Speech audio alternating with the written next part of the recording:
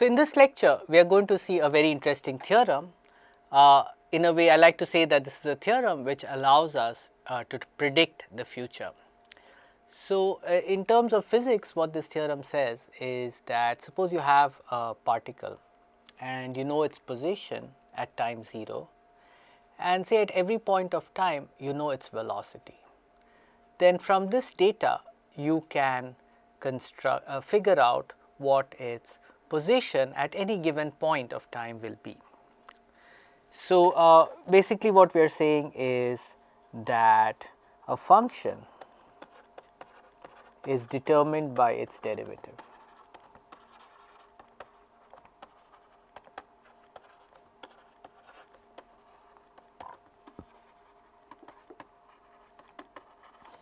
And this is not quite true up to a constant. We are used to this when we do indefinite integrals, right? We figure out indefinite integrals and we always put the plus c. So, that is the constant that is there. So, but let me state this more precisely as a proper mathematical theorem, and the statement is that suppose we have two functions,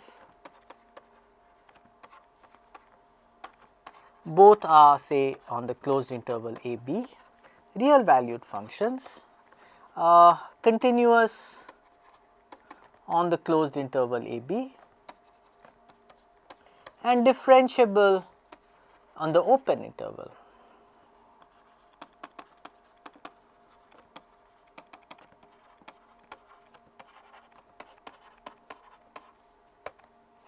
Now, suppose these functions satisfy the following conditions. Firstly, their values at a are the same, f of a is equal to g of a, and secondly, the derivative of f at x is equal to the derivative of g at x for all x between a and b.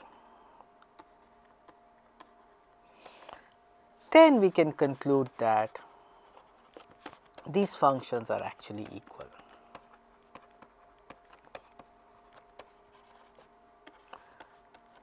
For all x in the closed interval a b. Now, to prove this, well, it is essentially an application of the mean value theorem. So, it is easier, you can simplify this problem by firstly letting h of x be f of x minus g of x for all x in the closed interval a b. So, what do these conditions tell us about h? Then we have h of a is equal to 0 because h of a is f of a minus g of a, and secondly h prime of a, h prime of x is equal to 0 for all x between a and b. From this we want to conclude that h is actually equal to 0. Let us apply the mean value theorem to the function h on the interval a to x. So, by the mean value theorem applied to h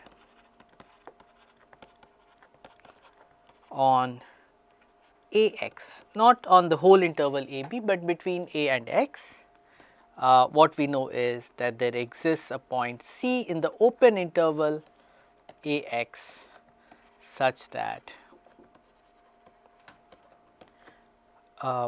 h of x minus h of a divided by x minus a is equal to h prime of c. But the c, well, it lies between a and x, so certainly it lies between a and b. So, h prime of c, well, this is equal to 0 by the second condition over here, that h prime x is 0 for all x between a and b. And so, what this means is that h of x minus h of a, which is 0, divided by x minus a is equal to 0, i.e. h of x itself is 0, and that completes the proof.